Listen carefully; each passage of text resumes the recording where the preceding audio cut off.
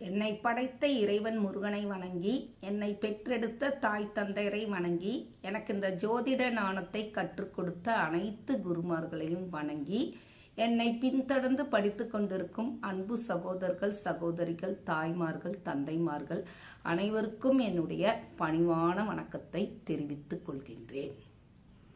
வாங்க எல்லாரும் உற்சாகமான மனதுடன் இன்றைய ஜோதிட பாடத்தை படிக்கலாம். வாங்க. இன்னைக்கு நான் போடக்கூடிய வீடியோ 157. தலைப்பு என்னவென்றால், யாருக்கு சொந்த வீடு அமையும்? ரொம்ப அருமையான தலைப்புங்க. யாருக்கு சொந்த வீடு அமையும்? முதல்ல பாரம்பரிய மெத்தடில், ட்ரெடிஷ்னல் அஸ்ட்ராலஜின்னு சொல்கிறோம் இல்லையா, அந்த மெத்தடில் அவங்கவுங்க ராசி கட்டத்தை எடுத்து வச்சு பாருங்க. செவ்வாய் என்ற கிரகம் ஆட்சி பெற்று இருக்கணும். செவ்வாய் என்ற கிரகம் உச்சம் பெற்று இருக்கணும். செவ்வாய் என்ற கிரகம் மூலத்திரிகோணம் பெற்று இருக்கணும். ஆக மொத்தம் செவ்வாய் லக்கணத்துக்கு 6, 8, 12 மறையாமலும் இருக்கணும். செவ்வாய் அஸ்தங்கமாகக்கூடாது.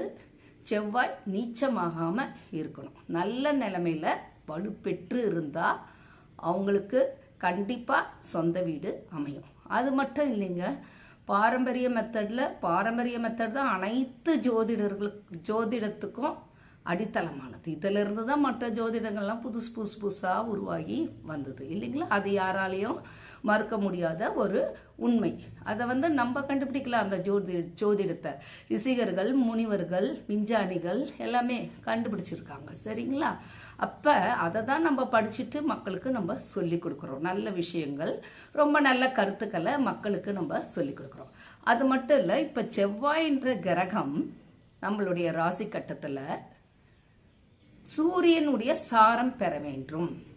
சூரியனுடைய சாரம் பெற வேணும்னா என்ன அர்த்தம்? சூரியன் உடைய நட்சத்திரங்கள் 3 நட்சத்திரம் இருக்குது இல்லைங்களா? அதில் செவ்வாய் கிரகம் நின்றாலும் அவங்களுக்கும் சொந்த வீடு அமையும். இப்போ சூரியனுடைய நட்சத்திரங்கள் என்னங்க? கார்த்திகை, உத்திரம், உத்திராடம்.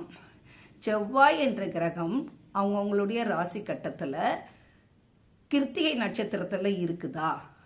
உத்திரம், கிருத்திகை நட்சத்திரம் எங்கே இருக்குது? மேஷ ராசி, ரிஷப ராசியில் இருக்குது. கிருத்திகை நட்சத்திரத்தில் செவ்வாய் கிரகம் நின்று இருக்குதா பார்க்கணும். செவ்வாய் நின்ற நட்சத்திரம் கிருத்திகையாக இருக்கணும். செவ்வாய் கிரகம் நின்ற நட்சத்திரம் உத்திரமாக இருக்கணும். செவ்வாய் நின்ற நட்சத்திரம் உத்திராடமாக இருக்கணும். சூரியனுடைய 3 நட்சத்திரத்துலேயும் ஏதேனும் ஒரு நட்சத்திரத்தில், இந்த 3 நட்சத்திரத்தில் ஒரு நட்சத்திரத்தில் செவ்வாய் கிரகம் நின்றால் ஒரு வீடு இல்லைங்க, அவங்களுக்கு பல சொந்த வீடுகள் அமையுங்க. நிறைய சொத்துக்கள் சேருங்க அவங்களுக்கு. செவ்வாய் கிரகம் சூரியனுடைய நட்சத்திரம் கிருத்திகை, உத்திரம், உத்திராடம், இந்த 3 நட்சத்திரங்களில் ஏதேனும் ஒரு நட்சத்திரத்தில் நின்றால் அந்த ஜாதகருக்கு சொந்த வீடு அமைவது மட்டுமல்லாமல் நிறைய சொத்துக்கள் சேரும். உங்களுக்கு எக்கச்சக்கமாக நிறைய வீடு கிடைக்க, சொத்துக்கள் சேரும். சொத்துக்கள் மூலிமா வாடகை வருமானங்கள்லாம் நல்லா பார்க்கலாம், அனுபவிக்கலாம் அந்த ஜாதகர். சரிங்களா? இதுதான் பாரம்பரிய மெத்தடில் சொல்லி கொடுத்துருக்கேன். கேபி மெத்தடில் பார்த்தீங்கன்னா, கேபி மெத்தடு வேணும் இல்லையா? இது ஈஸியாக பலன் சொல்கிறதுக்கு கேபி மெத்தடு தான் எல்லாரும் இப்போ விரும்புகிறாங்க. அதுவும் ஈஸி தான். அதில் நிறைய நுணுக்கங்கள், விதிகள், விதிவிலக்குகளை படிச்சுட்டு வரோம். அது பேசிக்கு. அதுவும் நல்ல ஜோதிடம் தான். இதுவும் நல்ல ஜோதிடம் தான். யாராலையும் மறுக்க முடியாத ஒரு உண்மை. எந்த ஜோதிடம் மட்டும் இல்லை. சரிங்களா? எல்லாம் ஒவ்வொருத்தர் 64 விதமான ஜோதிட கலைகள் இருக்கிறது. அதை ஒவ்வொருத்தர் ஒவ்வொரு விதத்தில் படிச்சுட்டு வராங்க. பலன்கள்லாம் எல்லாருக்கும் ஒரே மாதிரியாக தான் வரும். இப்போ கேபி ஜோதிடம் என்று சொன்னால், செவ்வாய் கிரகம் தான் நின்ற உப நட்சத்திரம் வாயிலாக பெற்ற தொடர்புகள் 2 அல்லது 4 அல்லது 6 அல்லது 10ன்னு தொடர்புகள் பெற்றா அவங்களுக்கு சொந்த வீடு அமையும், சொத்துக்கள் சேரும். சில பேருக்கு செவ்வாய் கிரகம் நின்ற நட்சத்திரம் உப நட்சத்திரம் வாயிலாக தொடர்புகள் 2, 4, 6, 10 4மே இருக்கும். அவங்களுக்கு எக்கச்சக்க வீடு வாடகை விடுற அளவுக்கு 2, 4, 6, 10 6 செவ்வாய் தொடர்பு பெற்றாலே செவ்வாய் கிரகம் கேபி மெத்தடில் நிறைய வீடு கட்டி வாடகை விடுவாங்க. சொந்த வீடு ஒன்றும் இருக்காது அவங்களுக்கு, நிறைய வீடு கட்டுவாங்க. செவ்வாய் கிரகம் தான் நின்ற நட்சத்திரம் உப நட்சத்திரம் வாயிலாக பெற்ற தொடர்புகள் 2, 4, 6, 10 4மே இருந்துச்சுன்னா பெரிய கோட்டீஸ்வரர் அவங்க. அவங்க அவங்க வந்து சொந்த வீடு ஒன்று அமையுமா, நிறைய சொந்த வீடு வச்சுருப்பாங்க. வீட்டை வாடகை விடுவாங்க. வாடகை மூலம் வருமானம் வேற கிடைக்கும். அந்த நிறைய சொத்துக்கள் மூலிமா அவங்களுக்கு நல்ல ஒரு கௌரவம், அந்தஸ்து எல்லாமே கிடைக்கும். அவங்களுக்கு பேரு புகழ் எல்லாமே நல்லா வரும். சரிங்களா? வெறும் செவ்வாயை மட்டும் நம்ம கேபி மெத்தட் பார்க்கக்கூடாது. அதுக்குரிய பாவம் 4ஆம் பாவம் எப்படி இருக்குது பார்க்கணும் இல்லையா? 4ஆம் பாவம் வந்து எப்படி இருக்கணும்? 4ஆம் பாவம் ஆரம்ப முனை எந்த கிரகமாக வேணாலும் இருக்கலாம். 4ஆம் பாவம் கேபி மெத்தடில் 4ஆம் பாவம் ஆரம்ப முனை எந்த 9 கிரகத்தில் எந்த கிரகம் வேணாலும் இருக்கலாம். அந்த கிரகம் தான் நின்ற நட்சத்திரம் உப நட்சத்திரம் வாயிலாக பெற்ற தொடர்புகள் 2 அல்லது 4 அல்லது 6 அல்லது 10 ஏதேனும் ஒன்றை தொடர்பு கொண்டாலே அவங்களுக்கு சொந்த வீடு அமைஞ்சிடும். 2, 4, 6, 10 4மே தொடர்பு பெற்றிருந்ததுன்னு வச்சுக்கோங்க. 4ஆம் பாவ ஆரம்ப முனை 4ஆம் பாவத்தை இயக்குகின்ற கிரகம், அதிகாரம் பெற்ற கிரகம் தான் நின்ற நட்சத்திரம் உப நட்சத்திரம் வாயிலாக பெற்ற தொடர்புகள் 2, 4, 6, 10 4மே இருந்துச்சுன்னா அவங்களுக்கு சொந்த வீடு அமையும். ஒரு வீடு இல்லை, பல வீடுகள் அமையும். நிறைய வீடுகளை கட்டினாங்கன்னா என்ன பண்ணுவாங்க? ஒரு வீட்டில் தான் இவங்களால குடியிருக்க முடியும். அத்தனை வீட்லேயும் இருக்க முடியுமா ஒரு மனுஷனால? ஒரு மனுஷனுக்கு ஒரு வீடு தான்.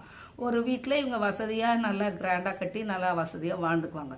மிச்சம் நிறைய வீடுகள் அவங்களுக்கு கிடைக்கும். அந்த வீடுகளை வந்து இவங்க வாடகை விடுவாங்க. வாடகை மூலயமா வருமானங்கள் வரும். பல சொத்துக்கள் கிடைக்கும் அவங்களுக்கு. சரிங்களா? இப்போ யாருக்கு சொந்த வீடு கிடைக்கும் அப்படின்றத சொல்லிட்டேன். இன்னொரு முறையும் உங்களுக்கு நான் சொல்லித்தர கடமைப்பட்டிருக்கேன். சரிங்களா? எல்லாரும் இந்த யூடியூப் சேனலை விரும்பி பார்க்குறீங்கன்னு நான் நினைக்கிறேன். அப்போ அதை பார்க்குற அனைத்து அன்பு உள்ளங்களுக்கும் என்னுடைய மனமார்ந்த நன்றிகளை தெரிவித்துக் கொள்கின்றேன். பாரம்பரிய ஜோதிடம் ட்ரெடிஷ்னல் அஸ்ட்ராலஜி மெத்தடில் ஒருவருடைய ஜாதகத்தில் ராசி கட்டத்தில் செவ்வாய் ஆட்சி பெற்றிருக்கணும், உச்சம் பெற்றிருக்கணும், மூலத்திரிகோணம் பெற்றிருக்கணும். செவ்வாய் என்ற கிரகம் எந்த வகையிலும் கெடாமல் இருக்க வேண்டும். நீச்சமாகக்கூடாது, அஸ்தங்கமாகக்கூடாது, 6, 8, 12 லக்கணத்தில் மறையக்கூடாது. தன் வீட்டுக்கும் 6, 8, 12 இருக்கக்கூடாது. நல்லா வலுப்பெற்று இருக்கணும். சரிங்களா? கெடாமல் இருக்கணும். அதே மாதிரி பாரம்பரிய மெத்தடில் 4ஆம் பாவம் தான் சுகஸ்தானம். எதையும் அனுபவிக்கின்ற யோகம் சுகம் இருக்கு. அந்த 4ஆம் பாவமும் கிடக்கூடாது. 4ஆம் பாவ அதிபதி அதுவும் நல்லா இருக்கணும். சரிங்களா? 6, 8, 12 மறையக்கூடாது. 4ஆம் பாவ அதிபதி அஸ்தங்கமாகக்கூடாது, நீச்சமாகக்கூடாது. 4ஆம் பாவ அதிபதியும் நல்லா இருக்கணும். பாரம்பரிய மெத்தடில் செவ்வாய் கிரகமும் நல்லா இருந்தால் அவங்களுக்கு கண்டிப்பாக சொந்த வீடு அமையுங்க. அவங்களுக்கு கடவுள் கொடுக்காம யாருக்கு கொடுக்க போகிறாங்க? கண்டிப்பாக சொந்த வீடு அமையும். அப்புறம் இந்த செவ்வாய் வாங்கிய சாரநாதன் சூரியனாக இருந்தால், செவ்வாய் வாங்கிய சாரநாதன் சூரியனாக இருந்தால், சூரியனா சூரியனுடைய 3 நட்சத்திரங்கள் இருக்குது இல்லையா? கார்த்திகை, உத்திரம், உத்திராடம்.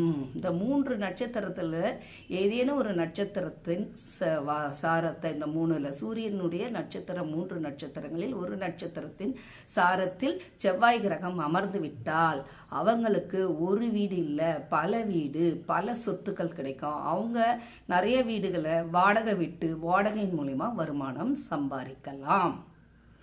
அது மட்டும் இல்லைங்க, நம்ம கேபி மெத்தடில் செவ்வாய் கிரகத்தை ஆய்வு செய்யணும், 4ஆம் பாவத்தை ஆய்வு செய்யணும். சொந்த வீடு அமையுமா? கிளையண்ட்டை வந்து நம்மக்கிட்ட கேள்வி கேட்குறாங்க.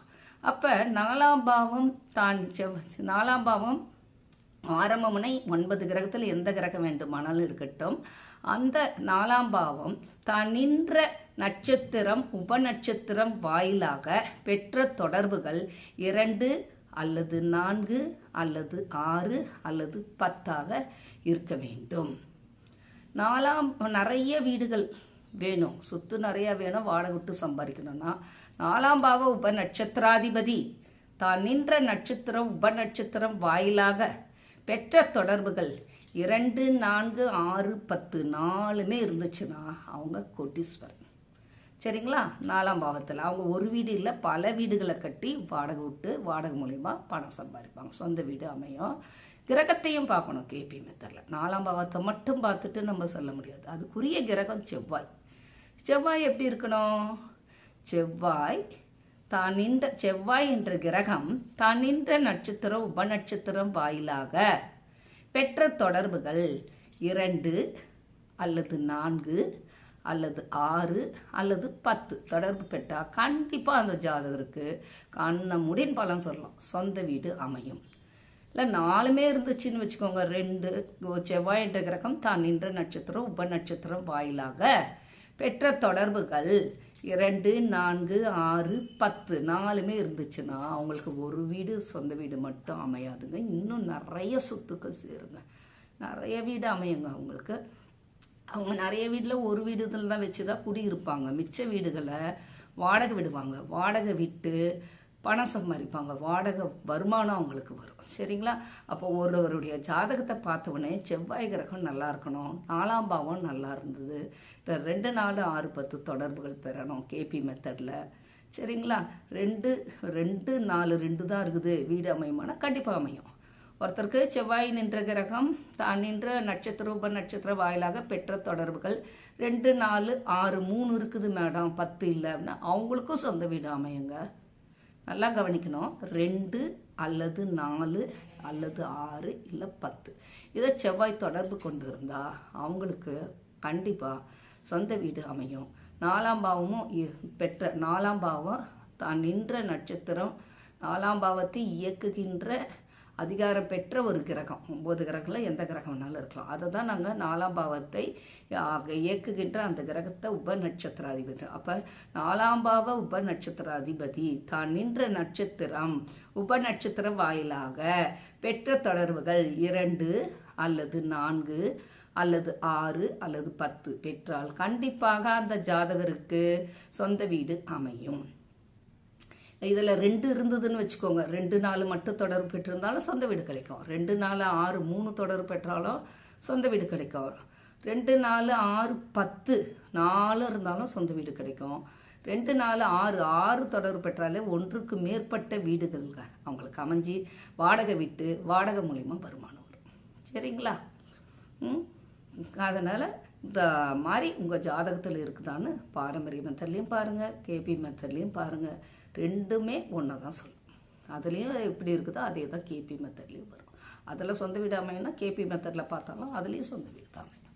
சரிங்களா? இப்போ யாருக்கு சொந்த வீடு அமையுன்றதை நீங்கள் தெரிஞ்சிட்டிங்க. இந்த வீடியோ பிடிச்சிருந்தா லைக் பண்ணுங்கள், கமெண்ட் பண்ணுங்கள், ஷேர் பண்ணுங்கள்.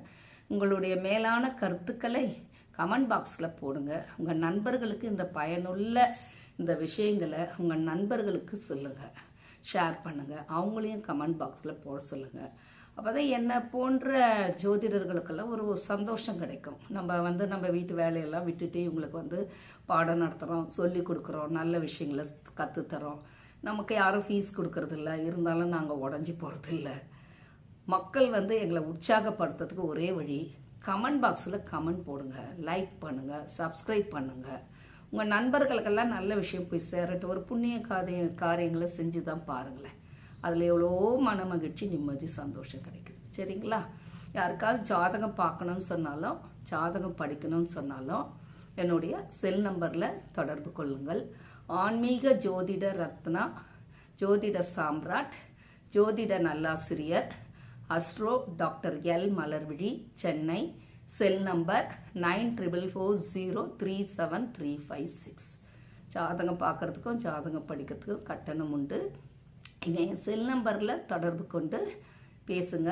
ஜாதகத்தை டீச் பண்ணுறோம், வாசு பார்க்கணுன்னாலும் பார்த்து தரோம், ஜாதகம் பார்க்கணுன்னாலும் பார்த்து கொடுக்குறோம். சரிங்களா? இவ்வளோ நேரம் மிகவும் அமைதியாகவும் பொறுமையாகவும் பார்த்து கொண்டிருந்த அன்பு சகோதர சகோதரிகள், தாய்மார்கள், தந்தைமார்கள், ஜோதிட ஆர்வலர்கள் அனைவருக்கும் என்னுடைய பணிவான வணக்கத்தையும் நன்றியும் தெரிவித்துக் கொள்கின்றேன்.